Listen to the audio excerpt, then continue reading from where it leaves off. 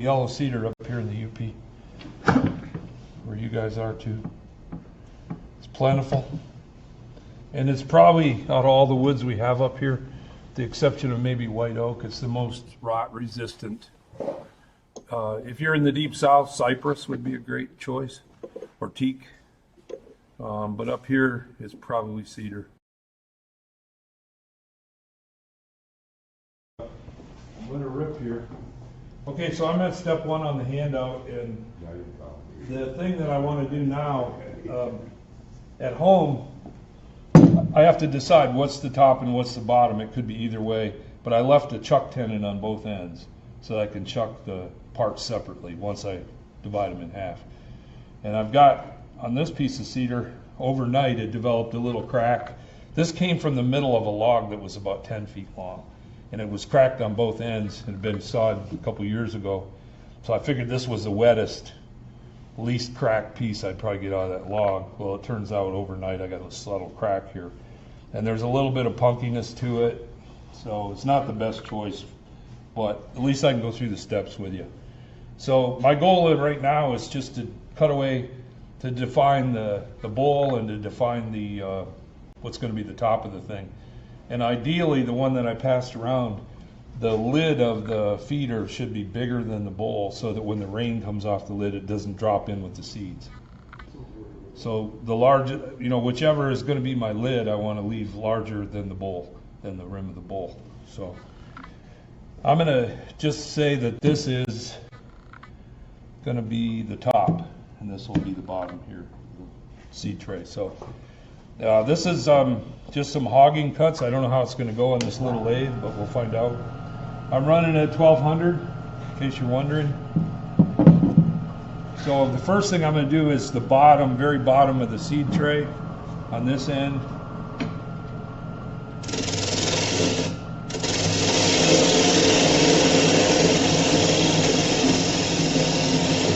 One thing you'll find out with cedar and pine and really, really soft woods, when you grind your tools for hardwood, the nose angle's like maybe 20 degrees at the most, 10 degrees. It's pretty blunt. And then you grind back the sides of the tool. For softwoods, you want to grind that more like a 45 on the nose, real pointed. It's going to dull way quicker because there isn't as much metal behind the cutting edge, but it's more sharp. And it'll sever those real soft fibers without plucking them out, where a blunt tool tends to pluck them out of there. So this one's a little more blunt than I like for cedar, but I'm just hogging, so I'm going to go back and do a finished cut later, get rid of any tear out with that, with a different grind.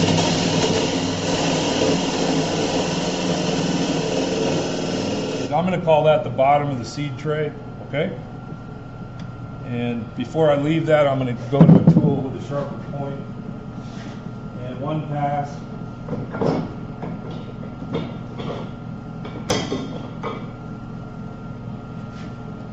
I don't know if, what kind of image do I have here? If we can get a close up here. Can you see that surface at all, Archie? Right there? This surface where my finger, can you see it really well? Can you see all the tear out? See how rough it is? Okay, this one has a not so blunt grind. Very sharp, freshly sharpened.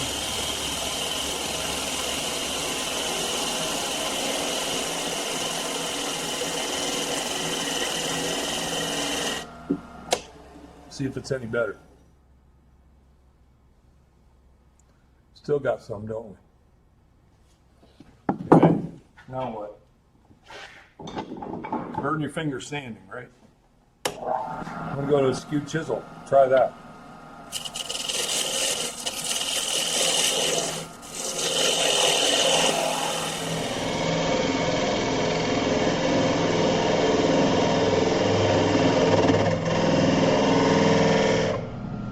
See how that works.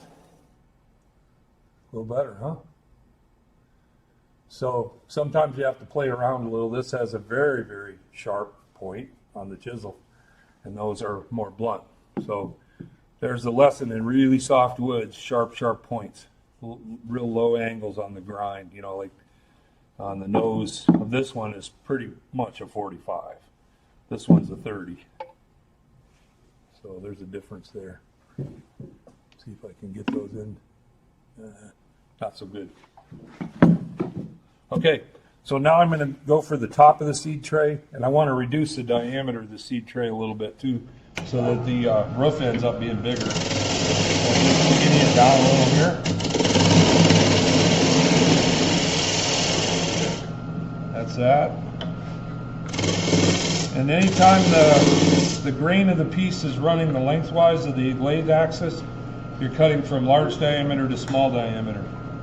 So you're cutting downhill. So if I want to make a V, I cut from both directions and stop at the bottom. Like that. Come from both sides.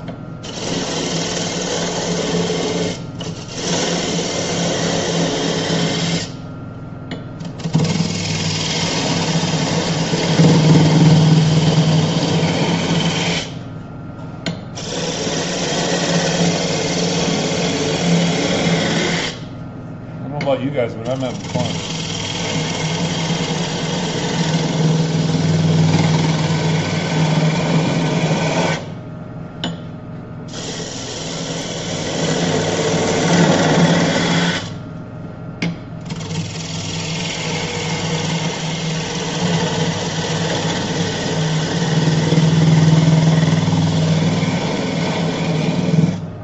Let's take a look at what we have. Okay, getting there. Now we got to make that seed tray be downhill in where the seeds will be held in place. So that's my next trick. Switch back to the small tool. Just start working that area.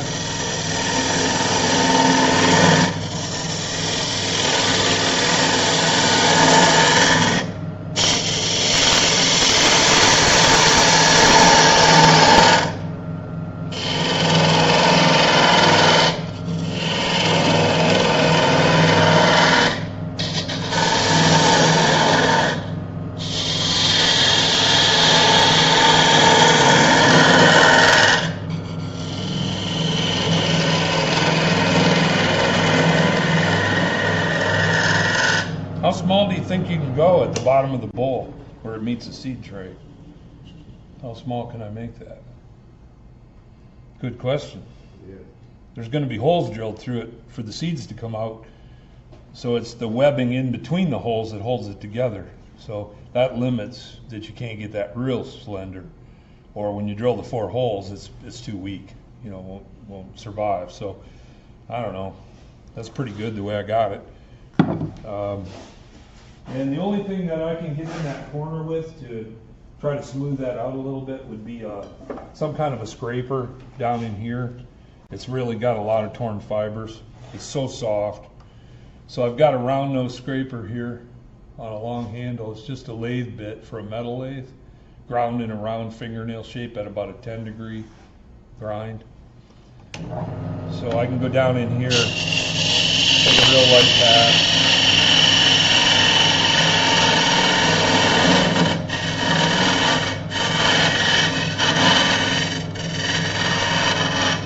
See if that improves that surface at all. Yeah, quite a lot better. Okay. So I'm there. Now I'm going to come up and define the lid. What I think is going to be the lid here. I'll start eating away this part.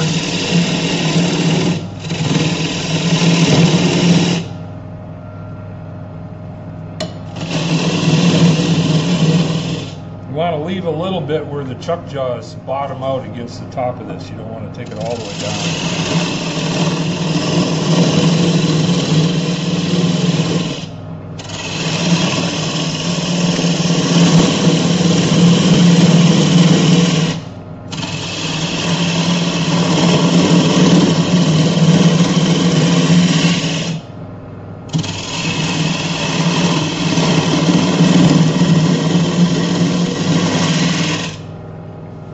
Not too bad. Okay. And now we're going to go up underneath the rim of the lid to find where the lid is. I think we'll make it right about there. And melt away some of this.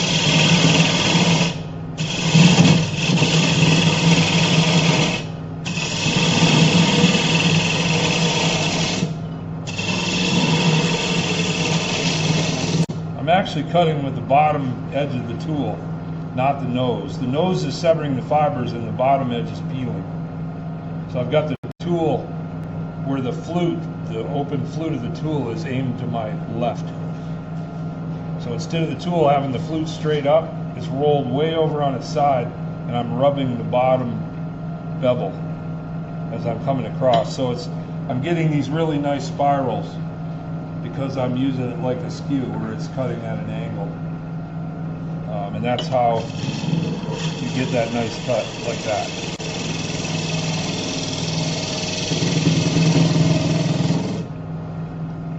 My tool rest could be a little closer.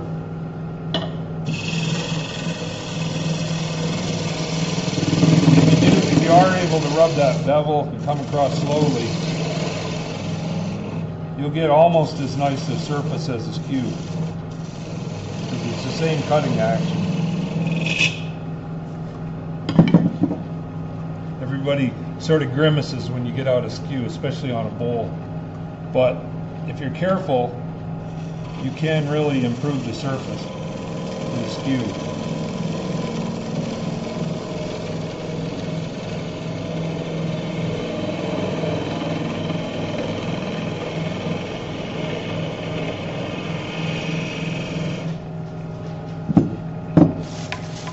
Down in that corner a little bit.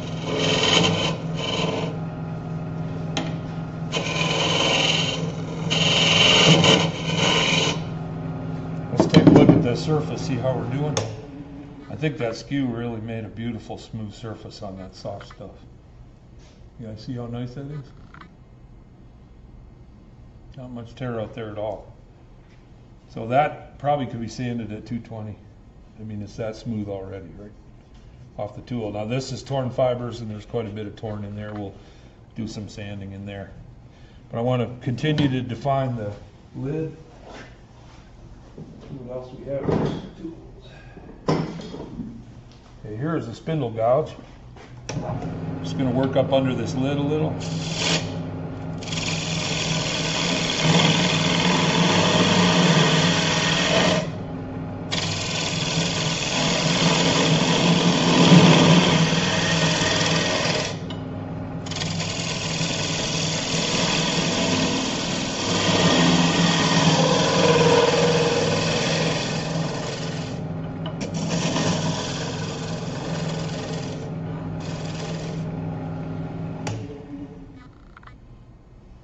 Nice surface.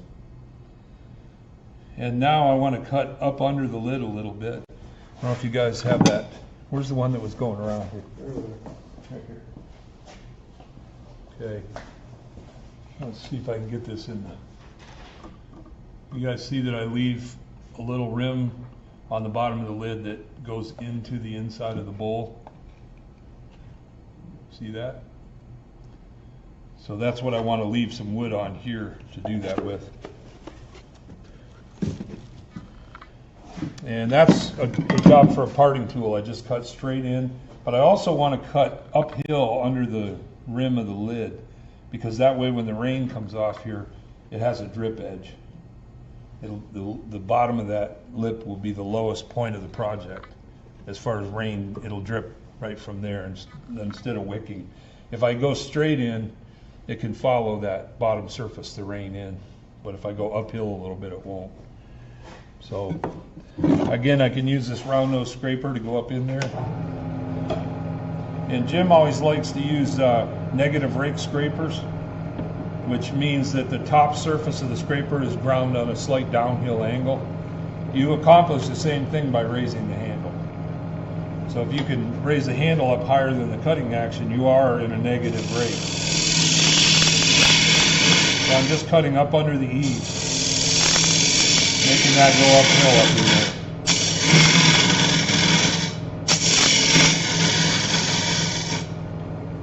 That's it. So now that rim of the lid is the lowest point of the roof. So it should drip from there. And then the last thing is parting tool. We're just going to cut straight in and establish where the lid and the bowl are going to, one ends and the other starts. So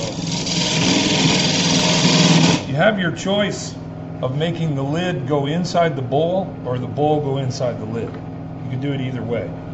But I like the lid to go inside the bowl. It's just easier for me that way. So that's what determines the thickness of the bowl, is how far in you cut on this. And then you just make a series of cuts.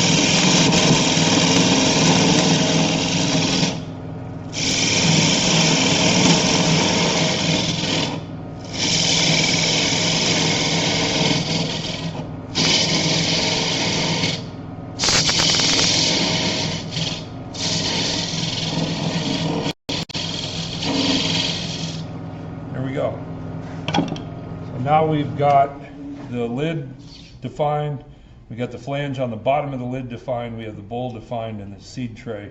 I'm going to do a real quick sand with 60 grit. This stuff is so soft that there's quite a bit of tear out.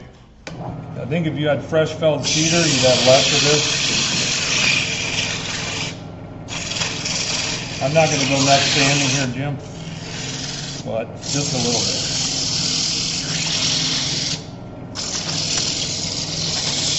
There. All that good. The goal is to show you the steps, not to have it turn out perfect. But you could do considerably more sanding. And you want a mask? Well, I got one. so far. Okay, so far so good. All right, and now I'm gonna get ready to cut the two off into two separate pieces. So I'm going to do a straight in cut as far in there as I dare. I don't want them to snap in two, so I want to go quite a ways in, but stop with enough strength that it holds together. And so if I do one cut, it's going to rub on the sides of the tool. If I move over a little and do a second cut, it won't rub as much. And I just stop. And I'm also going to leave just a little trace of this section on the bowl, so I know about where I have to start boring into the bowl section. I'll leave a little trace right there. So instead of starting right at this edge, I'm going to move that way just a little bit on the first cut. Like that. Now you can, on a parting tool, you can make it rub the bevel. There is a bottom bevel. So if you set it in there and you don't get a cut and then you slowly raise your backhand, it'll rub the bevel. But you have to continue raising your backhand as you go in to keep that bottom bevel rubbing on the parting tool. And then it's a very efficient peeling cut if you're doing that. You can shove it straight in and it's a scraping cut. But you can feel the bottom bevel and just come in an arc. And it'll be very efficient at removing wood.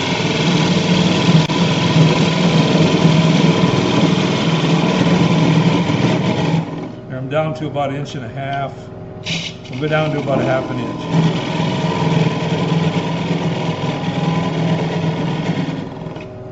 That's 1 inch. How far is too far? You'll be wearing it, right? That's starting to wiggle. So it's gotten weak. It's getting weak. So there it is. That's the last. That's step one. Okay. So we've defined the top, the lid. We defined the bottom. We got the seed tray turned, and we got tenons at both ends to be able to grab it. And now I'm just going to cut that off. So I got a little bitty Japanese pull saw, and if you relieve the tailstock pressure just a little bit, you can basically score it all the way around carefully.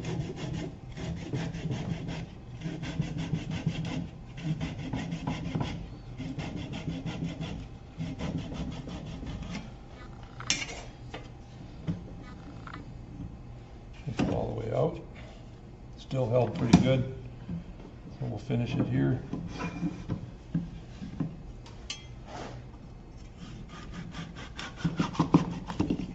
There we go.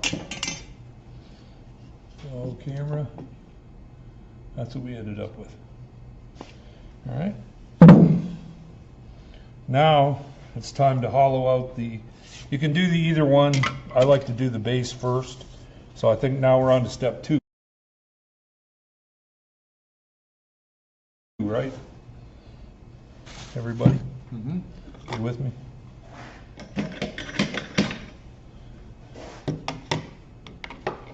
This is my good old Nova chuck from home. This thing's been around forever. And it's been around so long that this one doesn't have a key that you turn. It has, they call them Tommy bars. They're just 2 pieces of steel, and you pull one and push the other, and that opens and closes it. And they're been around so long they're worn into egg-shaped holes. Replaced the rods a bunch. So I had a friend of mine make me a set of wrenches for it. He's a machinist. Basically, we just opened. And I love these jaws. They got serrations inside, and they're real deep and really large. They're called power grip jaws for Nova. And I've never had a piece come off of softwood with these jaws. They're just awesome. So you can tighten with the Tommy bar like this, but these things tend to slip when you get a certain amount of tightness. So he made me these wrenches. They're called spanners. And if you use a spanner, you can really get it crunched down good.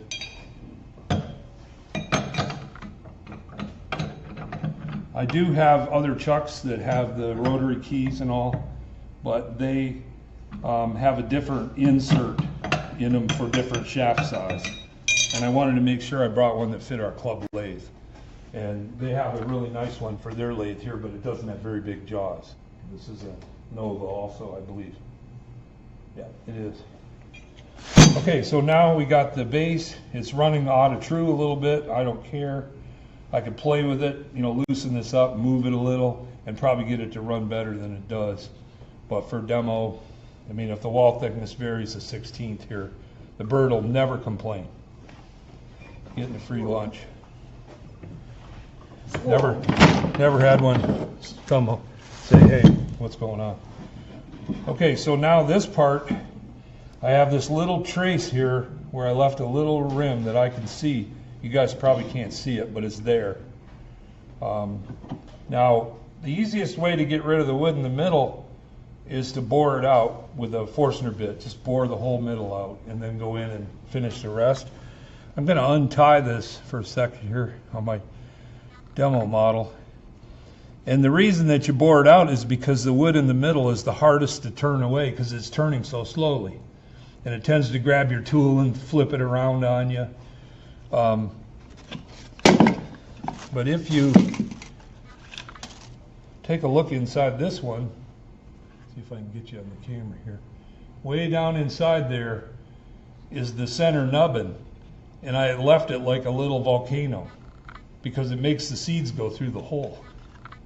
So here's an instance where it's good to leave that thing in the middle. That's hard to get rid of. It really helps a lot. I'll pass that around again. I don't know if anybody noticed it when I went around the first time, but if you look down in there, you can see that center thing. So I kind of like it in there. All right, how do you hollow if you don't bore a hole? Use a gouge, right? Can you use a bull gouge or a spindle gouge? Doesn't much matter. Richard Raffin uses a spindle gouge, and he cuts backwards and upside down. And I mean, the guy's just phenomenal how he hollows out his little boxes. I'm just going to use this bull gouge. And you have to remember, as you approach the middle, the wood's spinning with less surface speed, so you slow down. You can cut faster out there than you do in the middle. So as you approach the middle, just slow your rate of speed.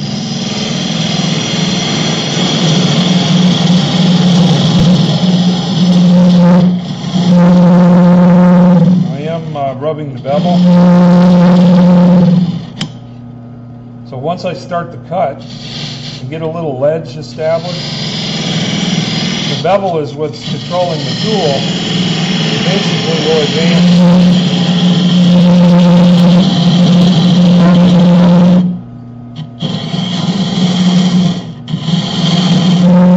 If I take a little lighter cut, say this sitting on a sheet of plywood and it's got harmonics, we get a vibration going here. I get a little less of that with heavy cuts. Now I can cut toward myself in a pulling cut.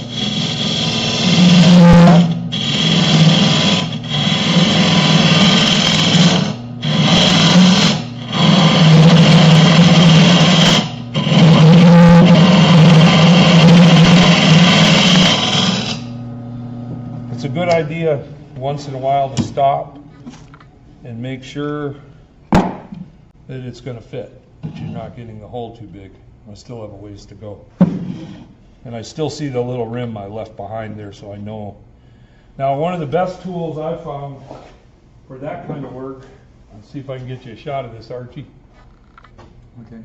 Right. You ready? Here you go.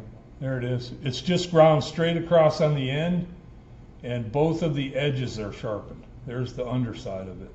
It's not dovetailed, it's straight on both sides, and it's straight on the end, and everything is 10-degree grind, so it's pretty blunt. But it's got a burr all the way on 3 sides. So it'll cut straight ahead, it'll cut right, and it'll cut left. And I like to go straight in and clean up these end grain fibers, and then I'll cut toward myself until I hit the right size for that to fit.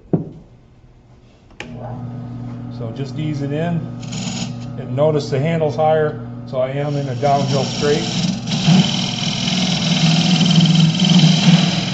And now I'm going to cut toward myself.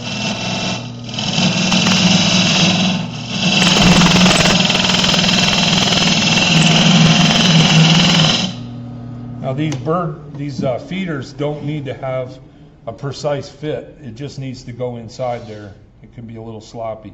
I still have a ways to go.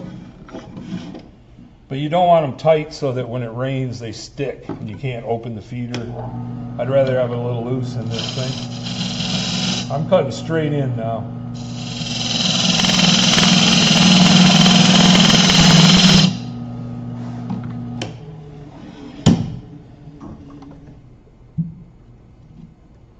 Right, they're the same size right now, so another cut ought to. I'm taking about a 16th, which is actually an 1/8, because if you take the 16th off here, it's all the way around. So sneak up on it.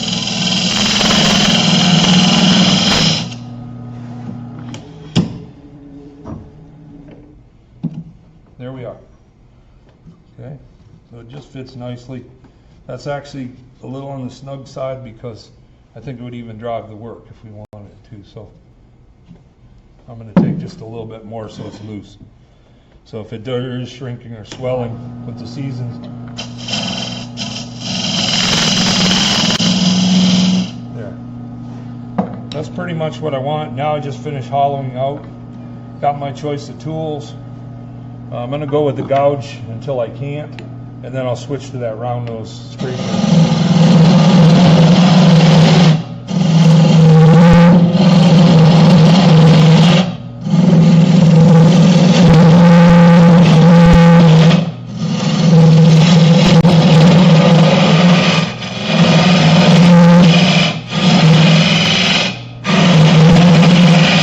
Notice as you get thinner, the pitch gets higher in the sound.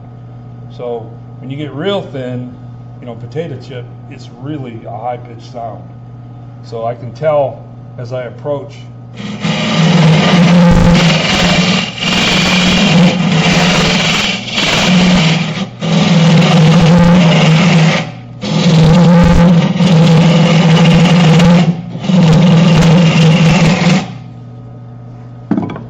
Now I'm going to go to the round nose, and I don't know if you have a camera that's looking in the end of that or not. That's right now we're looking in the end. You're looking in the end. You see the little nubbin in the middle?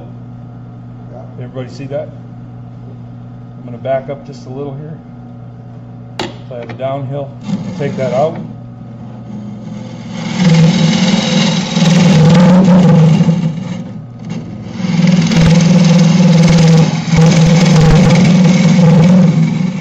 So I have to go slow. slow because it's turning slow.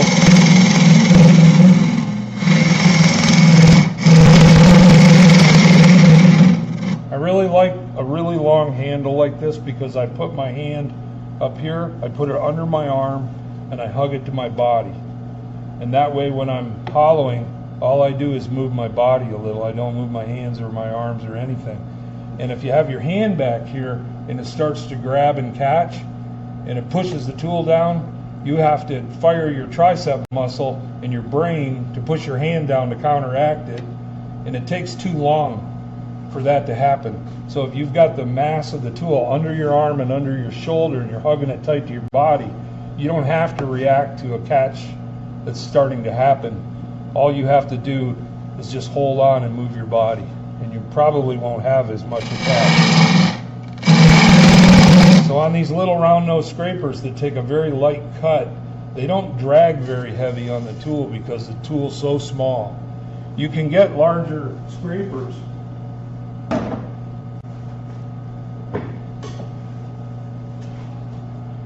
like that one, but it takes a much larger cut than a small one does. What are we overhead? There. Now you can see the difference in those, but one of them's going to have a lot more drag than the other because it's smaller or larger cutter. So I'll just continue on down here. I'm going to just get this done and not talk too much, but I'll hog it out of there.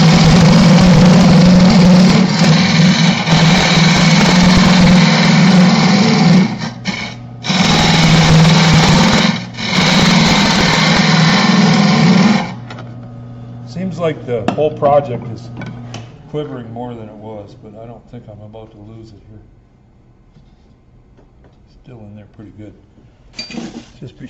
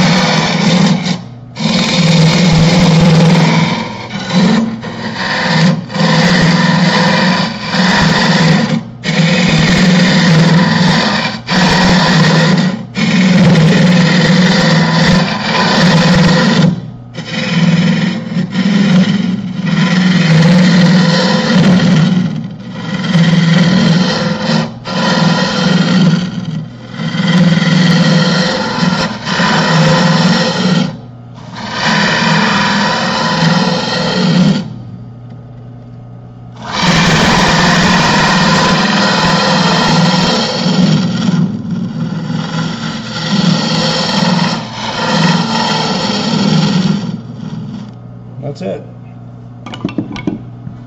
Now you can, if we had a boring bar set up here with a laser, we would have a very good wall thickness all the way down.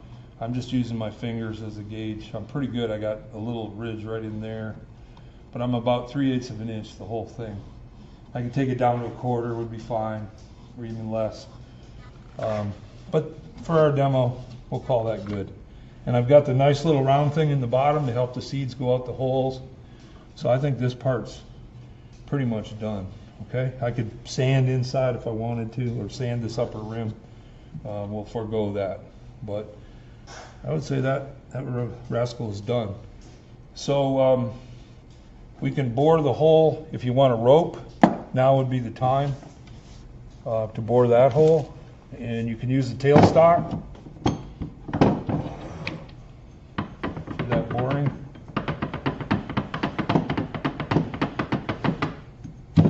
I never know what's here for tools, so I try to bring from home things you're going to need. Now you can bore this using a Jacob's chuck like this in a tailstock, or you can just reach in there by hand and bore it, because the wood's turning, the bit doesn't have to. So if you just glue a bit into a handle and get it started and just push straight in, it'll bore. You won't have any trouble at all. But it's pretty deep in there and you can burn your hand on the wood. So I'm going to chuck in a long bit, seeing as how I sharpened it and brought it. Really long, isn't it? Man, where I found that.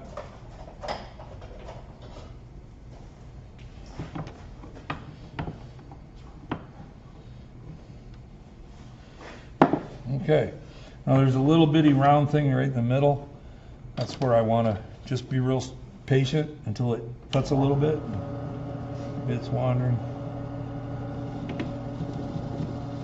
Looks like I'm going to have to go in there and make just a slight depression right in the middle with my tool. Place for the bit to start, because it's right on the top of the volcano and it doesn't seem to want to. There, that should do it. That centered it up.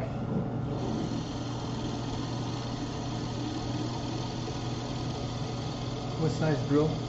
I think it's about 1/4 inch. I'm using parachute cord, so if you're using a 1/2 inch polyurethane yellow rope from your boat, you might need a bigger hole. You know? Anchor rope, you know, whatever the wife has around that she won't miss.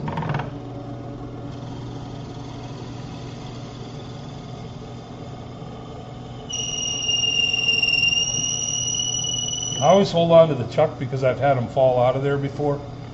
That's not a good thing.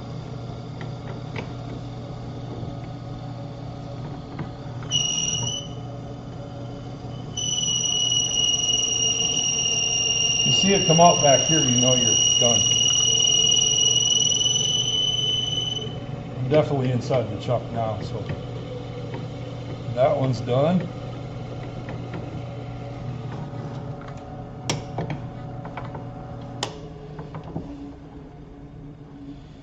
If you get in a hurry when you're doing a demo and you pull that out of there and it hits in there, it really isn't a good thing.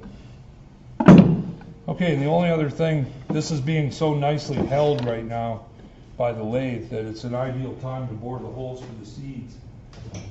So I just use a rechargeable. Some of you at home might have an index on your lathe where you have where you can index it so that you get the holes in the same place, and you might even make a sled to hold your drill, and so it's precise. I'm just going to do 4 and hope I get them 90 degrees.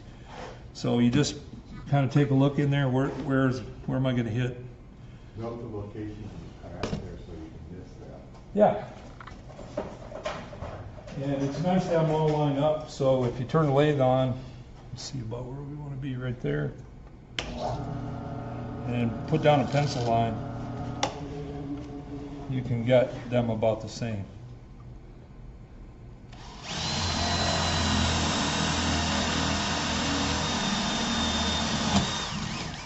There's the first one.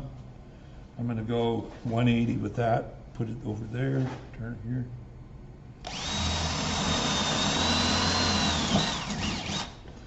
And you can also use a Dremel with a little drum to kind of clean these holes up, make them nice and smooth.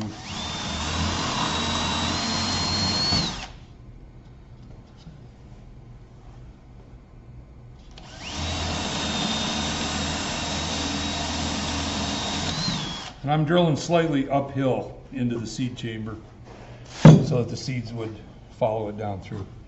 But that's that. So we'll pull him out.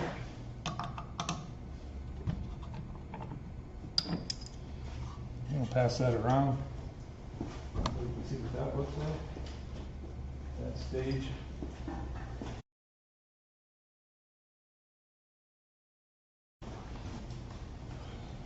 Okay, now we're going to go back to the top section. And we're going to hollow it out, the inside of it, nothing special.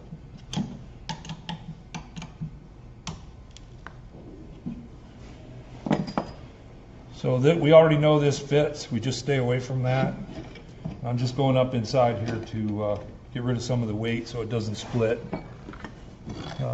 Can use my gouge at first.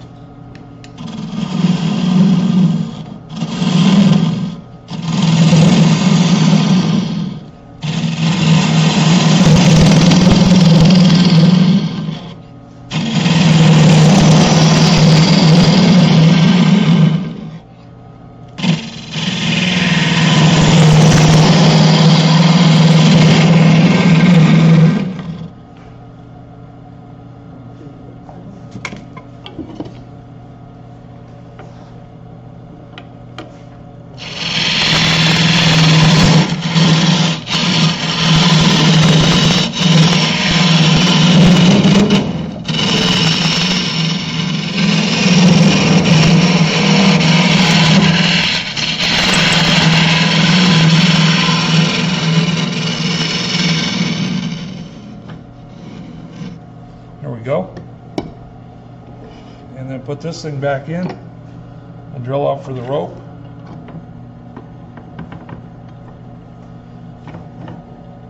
How am I doing on my steps on my handout? Pretty good? Where am I at? Step 3? At least, yes. 3? Good. Keep me on track, I might forget.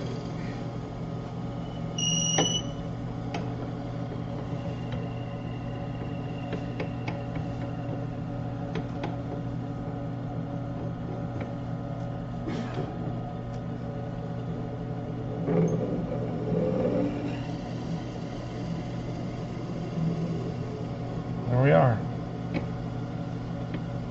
Not so hard.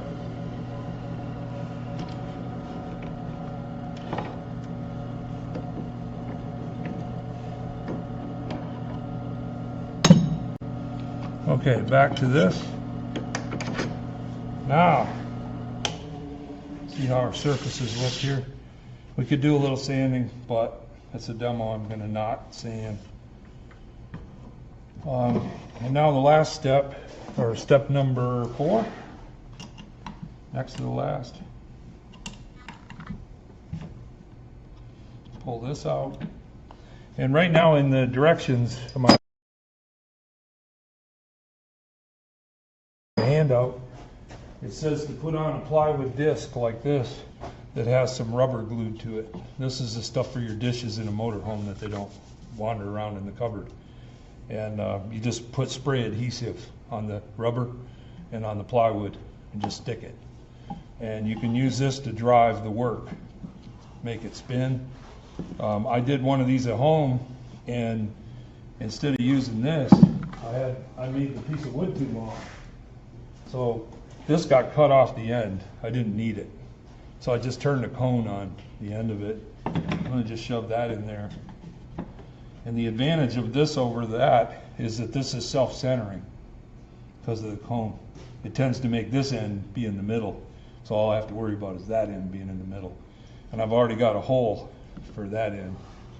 So it really takes some of the guesswork out of placing it on there. Tighten this up. That first piece is a good way for that. Is you go to rubber sales, you see yoga mats, and finally find That's what you get, yoga mats? Yeah. Uh-huh. Yeah. I've made several of those cones and drilled out and tapped the backside. Oh, for a screw chuck? Screws right on the Yeah, chuck. well, throw them in a regular chuck too. You know. Yeah. It works. Okay, so this is called reverse chucking, right? Because we had it this way, and now we have it this way. So it's sort of a technique that kind of blows beginners out of the water, that you can turn this thing around and go the other way. And when I do African drums, the djembes, the big ones, I bore from both ends and meet in the middle. And it's real helpful. I'm getting stuck here on something. Okay, get in there. And all I'm doing at this stage, was I supposed to do the lid last? Was that 5? Yeah, something you got. Supposed to do the bowl. I don't have the bowl here, but Yeah. it doesn't matter. You can do either one. You can do the bowl or the lid. It doesn't matter the order you do them in. So now all I'm going to do is waste away what I don't want. Okay? I want to turn something pleasing on the top. So just need to get rid of a lot of wood is all. Oh, somebody's loose here.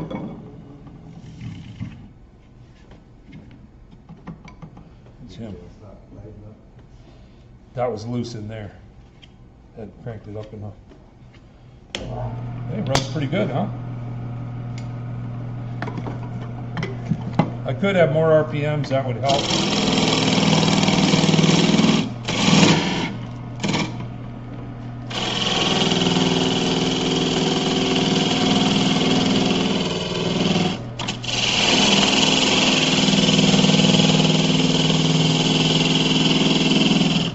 When you're getting these kind of shavings, you're doing it right, okay? If you see crumbs coming off end grain, try rolling your tool over more so that that downhill bottom edge is in a shear presentation.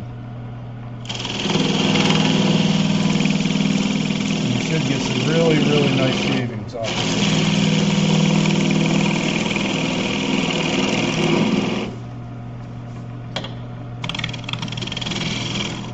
Nobody is saying what the top of this should look like. I have my demo one that has a little round knob on the top. But it could look like a beehive. It could have a round ball on here.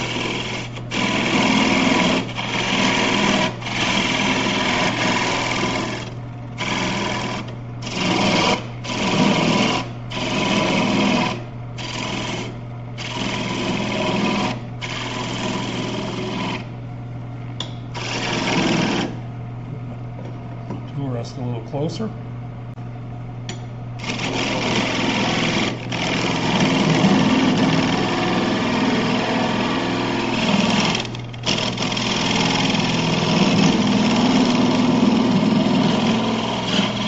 Kind of have to remember that you've got a 1/4 inch hole drilled through there, right? So when you get really down close to the 1/4, it can snap off on you.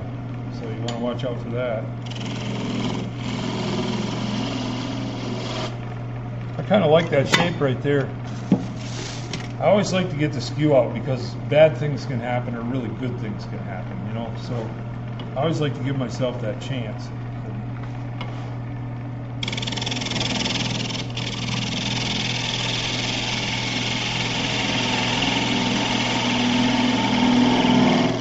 Do a little cutting down in this V with the skew,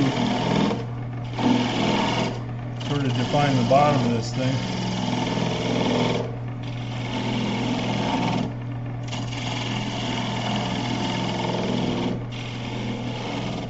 There, I like that.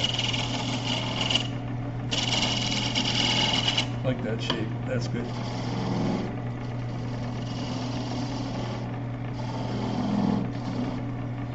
I think that's pretty much what I want. Could be anything, and this is just a piece of baling wire. You throw it on there and just hold it. It'll get hot. It'll burn a nice little line in there. If you want to varnish it, it'll show. Not necessary. And we could do a little sanding. That definitely could use some improving the surface, but we will not do that today. But if it were at home, I'd take the time and turn on my dust collection and do some sanding. And this one's got a big punky spot through my bead, so that's the brakes. I needed the practice anyway.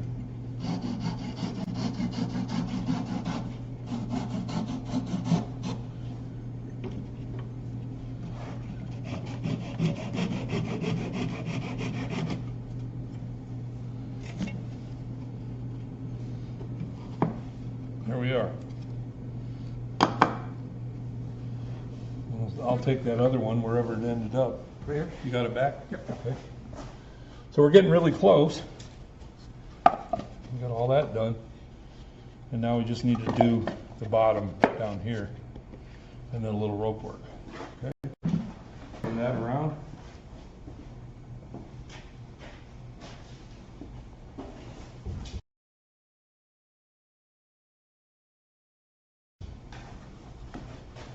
All right. And same thing here.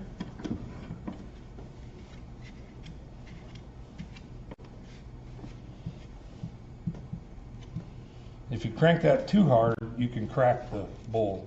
And this bowl already has a crack, so. Could you put CA glue in that crack? You before could. started turning it? You can. Or you also can just wrap shipping tape with the fibers in it. One wrap of that around there, or duct tape, saran wrap. That's stuff they use at the lumber yards, anything. Hold it together. I got a pretty good crack going here, so you'll probably hear some ticking, right? Isn't that how you know it's cracked? You hear tick, tick, tick. That's going around just before the wham. Quite centered on this end down here. How do you know which way to move when it does that? When it's hopping up and down like that? How about if you just do that? Then where you marked is the high spot. right? So if you bring the high spot to the top, loosen this up, and then just drop it a little bit and tighten it back up, that should make a difference.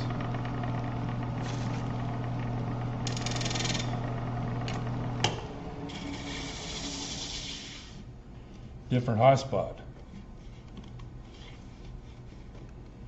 Kind of rough on the end of this piece here. That's a little better. Can live with that.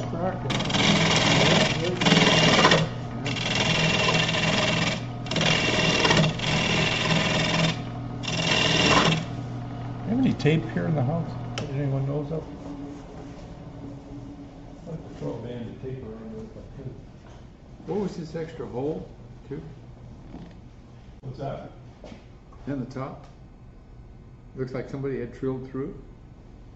Oh, the top, I did, no, it's got a chunk missing on it. Hold on a second.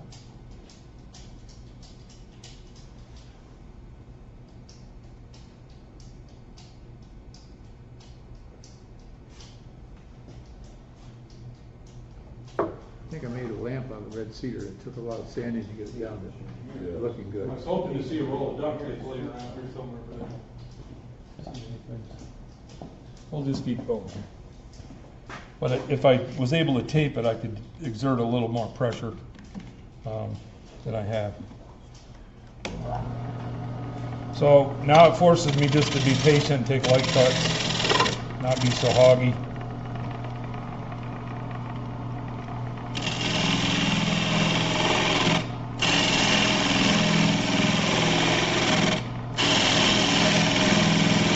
Now, if you want your feeder to be a pole mount instead of a string hanging, you would leave a little more meat down here and bore a bigger hole in the end and not have bored the string hole in the top. So it could sit on a piece of pipe or stake in the ground.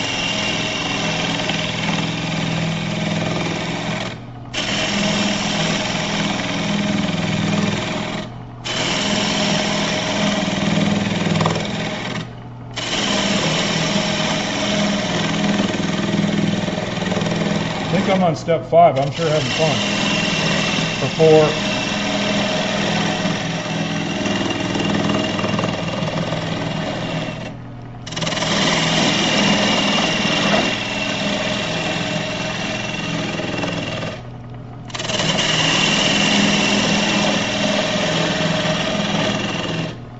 Anybody think anything else you could do to stop that from splitting if I tighten it more? No? Scratch? Put one of those Band-Aid pieces in there. Butterfly. Another turner's trick I'll show you. Take it off. Come over here. And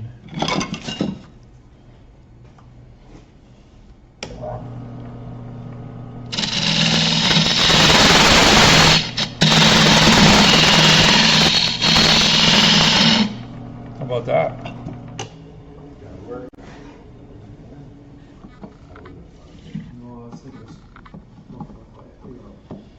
Some of us guys are just plain tricky that way, you know. Got to enlarge it just a little bit. That can keep it from flying apart.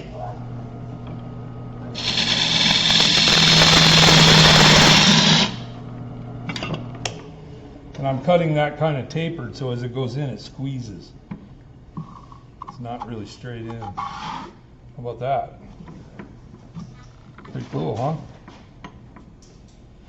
And you didn't think you'd learn anything here today.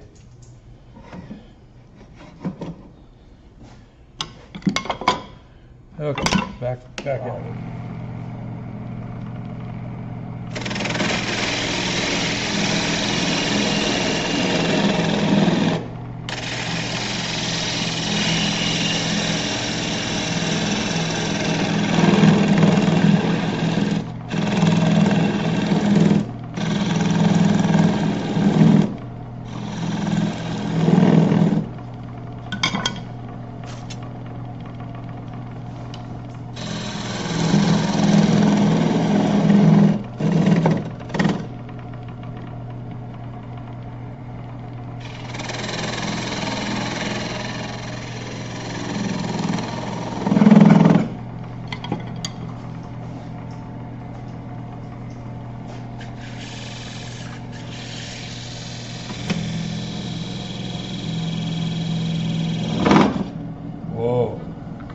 That's pretty risky, isn't it?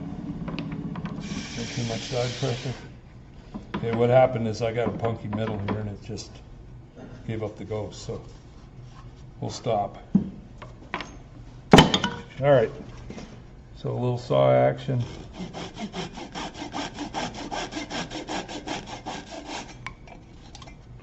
At home I've got a little belt sander, I'll just touch it up on that.